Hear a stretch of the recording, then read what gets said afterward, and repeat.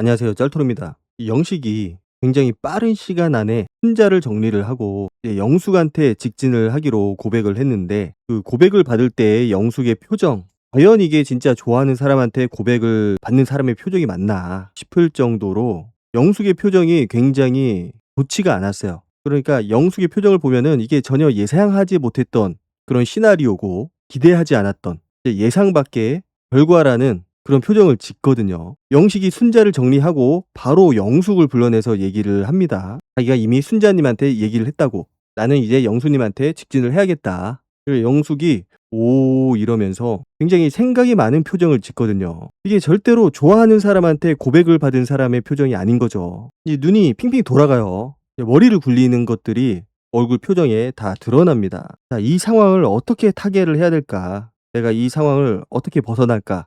이런 표정이었던 걸로 보이고 굉장히 난감해하는 표정이었어요. 그러니까 영숙이 영식한테 직진을 할 수 있었던 거, 내가 하나부터 열까지 다 맞춰주겠다 그러면서 마음껏 자기의 마음을 표현을 할 수 있었던 거는 아무래도 순자가 있었기 때문이다. 왜냐, 강력한 라이벌 상대가 있었기 때문에 내가 이렇게 직진을 하더라도 영식이 나한테 쉽게 넘어오지 않을 거다. 어쩌면은 순자한테 넘어갈 수도 있을 것 같다 라는 생각을 했기 때문에 영식한테 마음껏 본인의 마음을 표현을 한 게 아닐까라는 생각이 들 정도예요.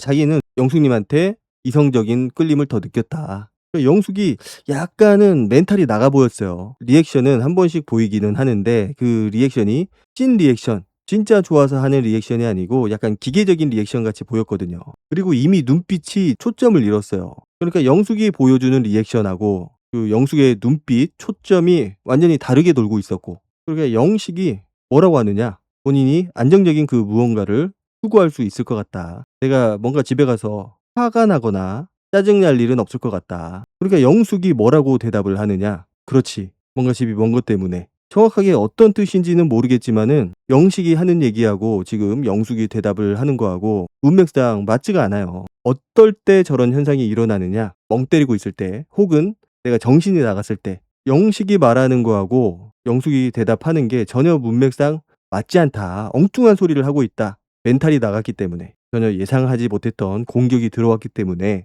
그리고 거기에 대해서 머리를 너무나 많이 쓰고 있기 때문에 엉뚱한 얘기를 했다라는 거죠. 그렇게밖에는 해석이 안 될 것 같아요. 전혀 문맥에 맞지 않는 그런 대화고 영숙의 대답은 전혀 엉뚱한 대답이에요. 자, 그러면서 영식이 저쪽에 잠깐 앉아 있으라고 그러면서 이제 본인의 자동차로 갑니다. 트렁크를 열죠. 트렁크에 과연 뭐가 있느냐? 과자하고 온열한데, 그 보면은 영식의 신발이 있고 영식의 신발 옆에 그 두 가지가 쇼핑백에 들어 있었어요. 자, 오늘이 나흘째거든요. 나흘째. 나흘 동안 차 안에 있었던 쿠키, 신발 옆에 있었던 쿠키, 그거를 영숙한테 건네준 거죠. 자, 저런 거 보면은 영식도 좀 연애 센스가 거의 뭐 모쏠급이다 이렇게 보여지거든요. 영숙이 그 선물을 받고 뭐 좋아하는 것처럼 보이지만은 그 리액션도 조금 부자연스러워 보였고, 누가 보더라도 좀 예상치 못한 공격을 받았기 때문에 좀 과장된 리액션을 보였던 걸로 보이거든요. 그리고 그 선물도 본인이 준비한 게 아니고 친구하고 동생이 준비를 해줬다고 해요.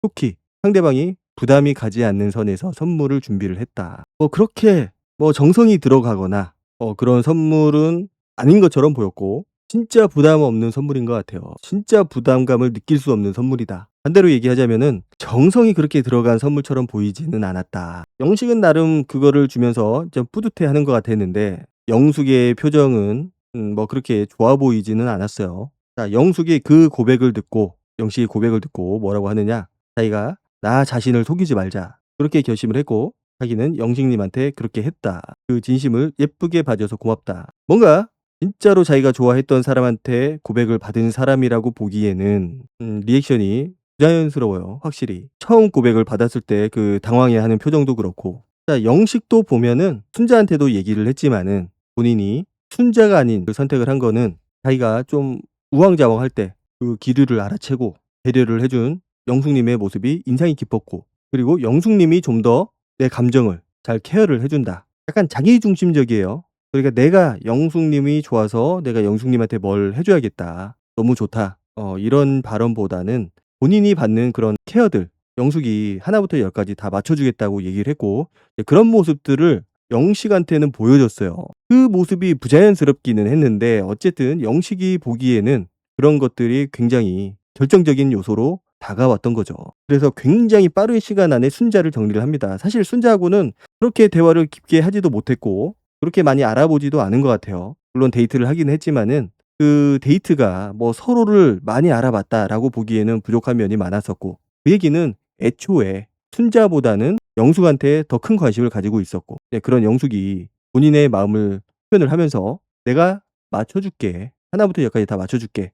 그런 얘기를 했기 때문에 영숙한테 넘어간 거죠. 넘어오라고 영숙이 그렇게 플러팅을 한 거고 헌신적인 모습, 내가 최선을 다할 것처럼 그런 모습을 보여줬으니까 영식 입장에서는 넘어갈 수밖에 없는 상황이었어요. 물론 그 진심이 얼마나 느껴졌냐 이거를 말을 한다면은 뭐 그렇게 마음이 와닿는 모습은 아니었던 것 같은데 어쨌든 영식은 영숙이 보여주는 그 모습에 넘어간 겁니다. 자, 그리고 영식이 영숙한테 고백을 할 때 했던 얘기가 좀 인상적인데 영숙한테 이성적인 호감을 느낀 이유, 영숙이 더 끌린 이유가 자기한테 다 맞춰줄 수 있을 것 같다. 그리고 가장 큰 이유, 내가 영숙을 선택하는 데 있어서 가장 큰 이유는 내가 뭔가 집에 갔을 때 화가 나거나 짜증낼 일은 없을 것 같다. 이게 얼핏 들으면은 별거 아닌 것 같지만은 자세히 생각을 해보면은 내가 상대방을 선택하는 이유가 내가 화날 일이 없을 것 같고 짜증낼 일이 없을 것 같고 그래서 상대방을 선택을 한다. 굉장히 이상하지 않아요?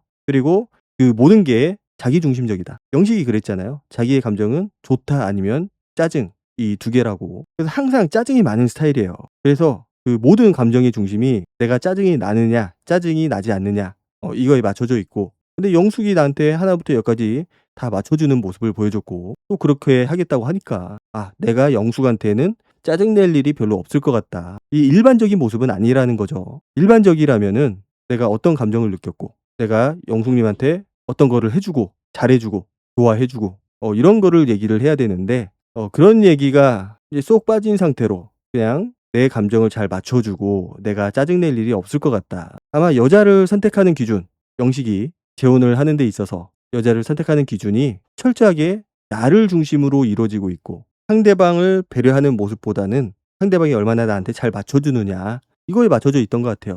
그리고 자녀 이야기를 할 때도 보통은 그 자녀 문제를 여자에 맞춰주거든요. 여자가 새로운 자녀를 원하느냐 원치 않느냐 거기에 따라서 남자가 유동적으로 좀 생각을 하고 거기에 맞춰 나가겠다 이렇게 얘기를 하는데 두 사람이 얘기를 할 때 보면은 그 대화의 중심이 영식한테 맞춰져 있어요. 그래서 영숙이 나는 자녀를 갖지 않아도 된다. 새로운 자녀를. 둘 사이에서 마음으로 자녀를 낳을 수도 있다. 그 얘기는 영식의 자녀만 내가 케어할 수도 있다. 그런 얘기를 한 거예요. 그러니까 누가 보더라도 영식한테 맞춰주는 그 모습이 좀 과할 정도로 모든 걸 다 맞춰주는 느낌이었고 그런데 과연 그 정도까지 영숙이 영식을 좋아하느냐 뭐 말은 그렇게 하고 있지만은 실제 보여지는 모습, 눈빛, 행동 그런 것들은 별로 그런 느낌을 주지는 못했고 그래서 영숙이 당황해하는 이유 고백을 받는 그 순간에 당황을 한 이유는 생각보다 너무 이른 시간에 혼자를 정리를 했고 영식이 그래서 본인이 준비할 시간이 없었다. 영숙이 그랬잖아요. 영식한테